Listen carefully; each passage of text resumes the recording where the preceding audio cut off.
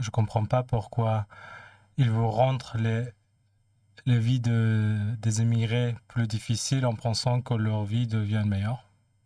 Je sais pas, c'est une mentalité Et que je... c'est déjà difficile en fait. Ouais. Ce dimanche 21 janvier, de nombreuses manifestations sont organisées partout en France pour demander l'abandon de la loi immigration. On a souhaité donner la parole à deux personnes directement concernées par le sujet. Shema, 28 ans, né au Soudan et arrivé en France en 2019, et Medewaz, 30 ans, arrivé d'Afghanistan en 2014. Avant d'obtenir leur statut de réfugié, ils ont tous les deux été accueillis et accompagnés par plusieurs associations, comme Singa. Pour France Info, ils racontent leur histoire. Et pourquoi la France? La France, en fait, depuis quand j'étais petite, j'avais une passion de la langue française. Je voulais toujours apprendre la langue française. Après, j'étais attirée aussi par les valeurs de la France. Par exemple, la liberté, l'égalité, tout ce que j'ai pas eu dans mon pays, c'est pour ça. Et toi, pourquoi la France? Pourquoi la France?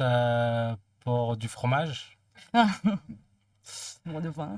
pour du vin, fromage. On mange bien en France. Un peu pour la littérature, pour l'art. Mais véritablement, parce que en Afghanistan, j'ai travaillé avec l'armée française, en tant l'interprète anglophone. Et après, à la fin de ma mission en Afghanistan, j'ai dû quitter l'Afghanistan et venir en France. Et je serais très, très content d'être en France. Du coup, après ton arrivée, quelles étaient tes difficultés aux premiers mois, premières semaines? C'était des choses difficiles que tu as vécues? Tout était compliqué pour trouver un travail, pour trouver un logement, avoir un logement, même pour recommencer mes études, c'était compliqué. Pour tout, c'était compliqué. Sans papier, on ne pourrait rien faire. Hein. Comme Shema y a dit, tout était difficile. De reconstruire soi-même de zéro, de plus que très bas. Mais zéro, c'est déjà un bon chiffre. Mais c'est pas facile. Solitude. Je peux dire la solitude, c'est difficile pour les gens qui arrivent en France tout seuls. Parce que moi, je parle de moi-même. Quand je suis arrivé en France, j'ai laissé toute ma vie en arrière. Ma famille, mes amis, ma culture, mes connaissances, mes blagues surtout, et la façon de vivre, quoi. Je connaissais comment réagir, comment parler, je me trouvais un peu.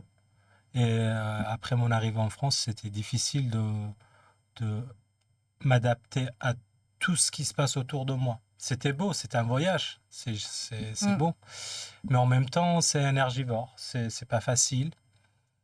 Mais les premières semaines, c'était vraiment difficile. Ok. Et pour le statut de réfugié, comment c'est passé? Est-ce que c'était facile ou... Non, c'était pas facile. Tous les démarches bureautiques, faire les papiers, tout ça, c'était pas facile. Encore, j'ai reçu un lettre. J'avais un ami qui m'aidait pour faire un peu de démarches parce que je connaissais personne, je pouvais pas lire les papiers. Mais je l'ai fait quand même, avec l'aide d'amis. Sinon, tout seul, je pouvais pas le faire. Et toi, comment t'as commencé tes démarches? Quelles étaient les difficultés que tu as vécues au début avant d'obtenir le statut réfugié? Moi, quand je suis arrivée en France, j'étais toute seule. Donc, quand j'ai demandé l'asile, j'étais toute seule aussi. Oui, j'étais accompagnée par des associations. J'étais hébergée chez le 115. Mais après, j'avais pas compris en fait j'avais pas compris où les démarches, comment ça se passe, comment ça va aller. Après, j'ai demandé l'asile et j'étais refusée par l'OFPRA. Après, j'ai fait un recours. Après, j'ai eu le statut, mais très tard en fait. En 2021, depuis 2019, j'ai passé par un parcours très, très, très difficile. À la fin, ça va. Aujourd'hui, qu'est-ce que tu fais? Aujourd'hui, je suis en formation d'assistance de service social. Je suis en 2e année. je prépare pour mon diplôme d'État. Et Et toi, tu fais quoi? Aujourd'hui, je travaille dans l'association J'accueille, dans la même association qui m'a mis en relation avec Marie-France Cohen, la femme qui m'a accueilli.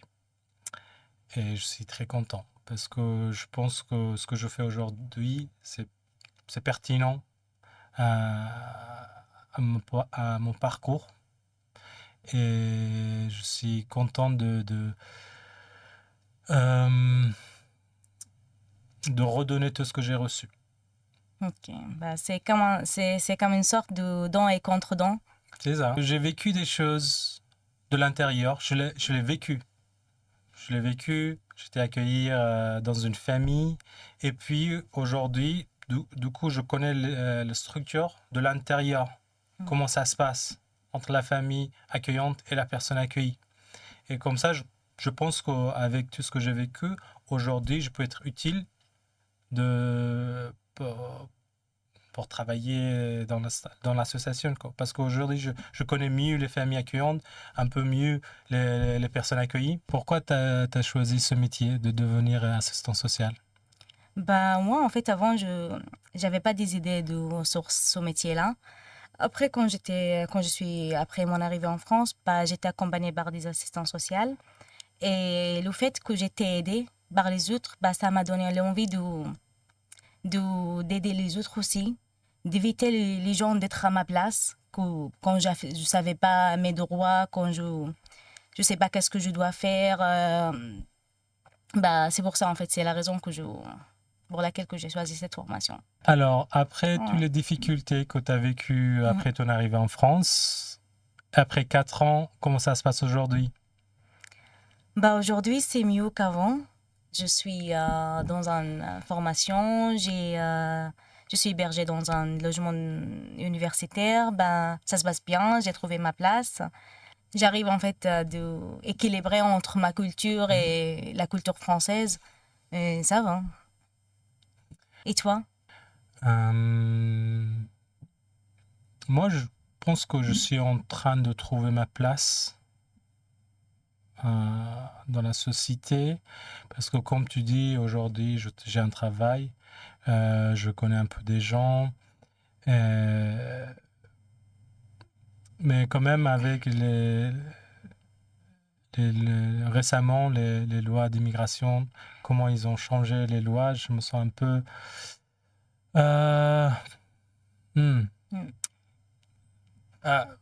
J'étais en train de vraiment trouver ma place dans la société, mais avec les lois d'immigration, je crois que ça a devenu un peu difficile pour moi. Parce que les lois d'immigration, ils sont des lois contre l'humanité et contre nous, quoi. Alors que moi, j'ai rien pour la France que l'amour, contribution dans la société, travailler, apporter les belles choses de mon pays d'origine. Et aujourd'hui, tout ce qui se passe dans la vie politique en France, surtout autour du monde d'immigration, c'est un peu triste. Et c'est pas vraiment la France que je connais depuis mon enfant. C'est pas juste en fait. Mes messages pour les personnes qu'ils ont à ma place avant, ça va aller. En fait, il faut avoir l'espoir. Il faut pas abandonner. Comme tu dis, n'abandonnez pas ses rêves. Restez ambitieux et forte. Ce temps d'aujourd'hui, le temps politique autour du monde d'immigration, je pense que ça va se passer. Voilà, ça va pas rester toujours comme ça. Et il y a des bons temps qui nous attendent après cette tempête.